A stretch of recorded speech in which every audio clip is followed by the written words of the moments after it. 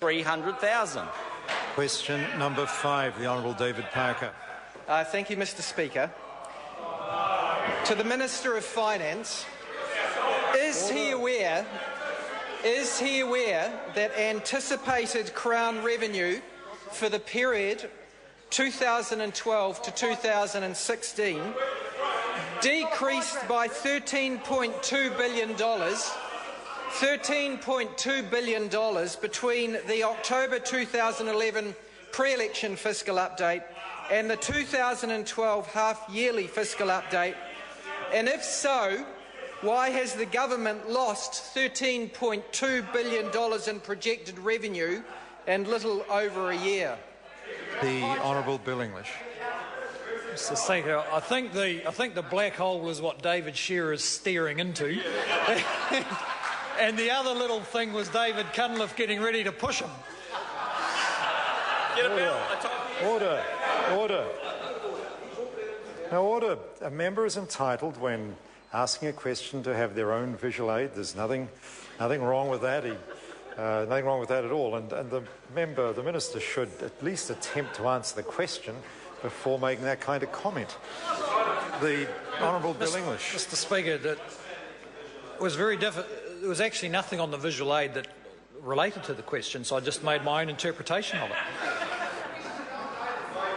Mr. Speaker, in answer to the member's question, first he needs to remember that over the period that he's referring to, the government would expect to collect just under $300 billion of revenue, so that puts the $13 billion in perspective.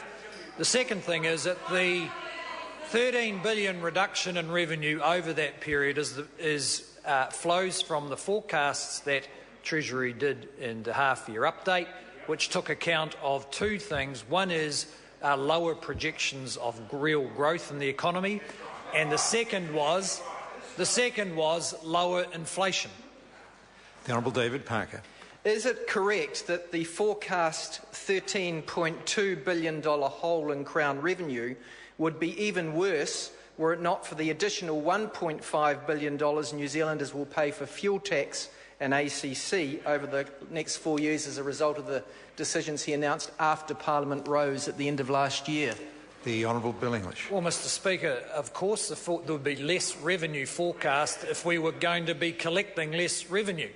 But equally, the forecast would be worse if we, for instance, followed that member's policies and let our spending get out of control, or if we went back to some of the crazy holes that government left in the tax system. There would also be less revenue collected. But it's well known that the forecasts for economic growth softened in the second half of last year. It probably wasn't expected that inflation would be so low, and that, of course, is a good thing for the cost of living for New Zealand households. The Honourable David Parker. Given that he has, as he has already acknowledged, the Treasury has stated that reductions in tax revenue across the forecast period are a result of a weaker economic outlook, does he bear any responsibility for that as Minister of Finance? The Honourable Bill English. Well, Mr. Speaker, the economy is affected by a number of things. One is a range of external influences over which we have no control and clearly don't bear responsibility for that. The other is domestic policy settings, which in the case of this government are intended to improve the competitiveness of the economy and therefore its growth prospects. And of course, we could have gone faster and harder with some of those changes. And we take responsibility for that, but we believe this government has struck about the right balance between encouraging investment and new jobs on the one hand, but on the other hand protecting New Zealand households as much as possible through the recession. The Honourable David Parker. Does he admit that the $13.2 billion fiscal hole is a measure of his failure to grow jobs and the economy over the past year? The Honourable Bill English. Mr. Speaker, no. And it's actually the $13.2 billion refers to a reduction in the forecast tax revenue, not a fiscal hole. The picture for the government is pretty straightforward. We're holding expenditure at similar levels this year to last year, and revenue continues to grow in line with the forecast growth of the economy. These forecasts will all be redone in the next couple of months in time for the budget, and no doubt we can have this discussion all over again. Paul Goldsmith. Supplementary to the Minister. What does the December 2012 HYEFU show in terms of the government's control over its spending? The Honourable Bill English. Mr. Speaker, there's a couple of factors that the half-year update confirms. It forecasts that core Crown expenditure will fall from a peak of around 35% of GDP over the next 4 years to 30% of GDP. And secondly, it shows that the track to surplus is occurring because the government is essentially holding its expenditure to quite low or no growth at the same time as revenue is gradually picking up as the economy grows. Of course, if the economy grows faster, that revenue will pick up faster. If many of the government's projects with respect to improving the quality of expenditure come to fruition, as some are, then we may even see a drop-off in government expenditure because we're getting better results, such as less crime, less young people going on benefit, and a more efficient police force. The Honourable David Parker.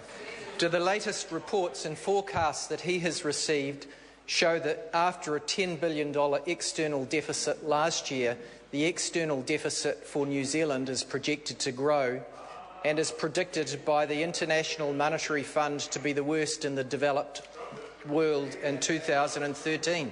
The Honourable Bill English. Mr. Speaker, in the first place, the Labor Party shouldn't be lecturing anyone about the current account deficit.